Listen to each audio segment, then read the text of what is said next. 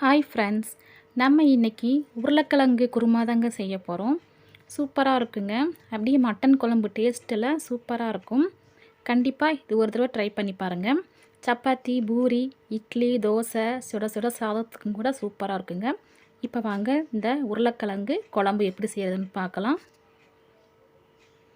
First ஒரு கடாயில் எண்ணெய் சேர்த்துக்கலாங்க. பட்டை, ஏலக்காய், கிராம்பு, அன்னாச்சி மொக்கு இதெல்லாம் சேர்த்துக்கலாம். சேர்த்துட்டு சோம்பு கொஞ்சம் சேர்த்துக்கலாங்க.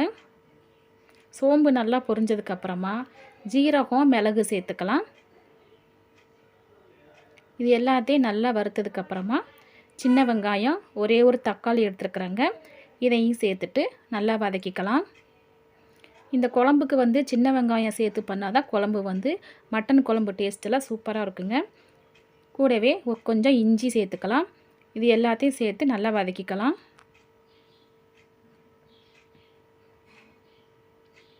இப்போ இது நல்லா வதங்கினதுக்கப்புறமா கொஞ்சம் கருவேப்பிலை சேர்த்துக்கலாங்க. இதையும் சேர்த்துட்டு நல்லா வதக்கிக்கலாம். இது நல்லா வதங்கினதுக்கப்புறமா 2 ஸ்பூன் மிளகாய்த்தூள் சேர்த்துக்கலாங்க. 4 ஸ்பூன் மல்லித்தூள் சேர்த்துக்கலாம். இது எல்லாத்தையும் சேர்த்து நல்லா ஒரு தடவை நல்லா வதக்கிக்கலாம். உங்களுக்கு காரத்துக்கு ஏற்ற மாதிரி கூட்டியோ குறைச்சோ சேர்த்துக்குங்க. கூடவே 1/2 ஸ்பூன் மஞ்சத்தூள் சேர்த்துக்கலாம். இதில் கறி மசாலா பொடி கொஞ்சம் சேர்த்துக்கலாங்க. இருந்தால் சேருங்க, இல்லைன்னா வேண்டாம், ஸ்கிப் பண்ணிடுங்க.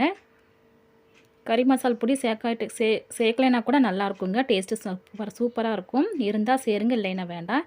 இப்போ இது எல்லாத்தையும் நல்லா வதக்கினதுக்கப்புறமா இதை ஆற விட்டு மிக்ஸி ஜாரில் கொஞ்சம் தண்ணி சேர்த்துட்டு நெய்ஸாக அரைச்சிட்டு வந்துடலாங்க. அது அப்படியே தனியாக இருக்கட்டும்.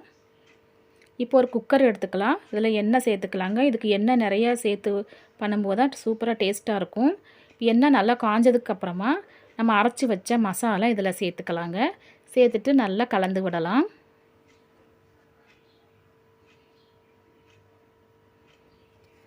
இப்போது தேவையான அளவு உருளைக்கிழங்கு தோலை தீவிட்டு கட் பண்ணி வச்சுருக்கேன். அதையும் சேர்த்துட்டு நல்லா வதக்கிக்கலாம்.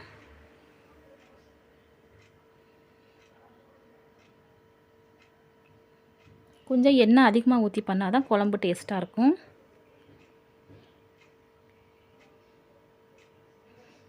இப்போ நல்லா கலந்து விட்டதுக்கப்புறமா நம்ம ஏற்கனவே அரைச்சி வச்ச மசால் இருக்கும் மிக்ஸி ஜாரில், அதில் கொஞ்சம் தண்ணி சேர்த்துட்டு இதில் கலந்து விடலாம்.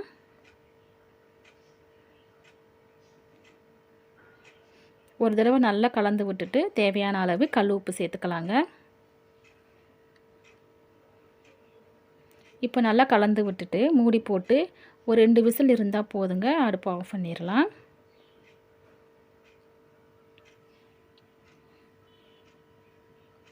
இப்போ 2 விசில் வந்துருச்சு. இப்போ ஓப்பன் பண்ணி பார்க்கலாம். இப்போ பாருங்கள், நல்லா எண்ணெயெல்லாம் பிரிஞ்சு சூப்பரான உருளைக்கிழங்கு குழம்பு ரெடி ஆயிடுச்சுங்க. டக்குன்னு செஞ்சிடலாம். அந்த குழம்பு டேஸ்ட்டாக இருக்கும்.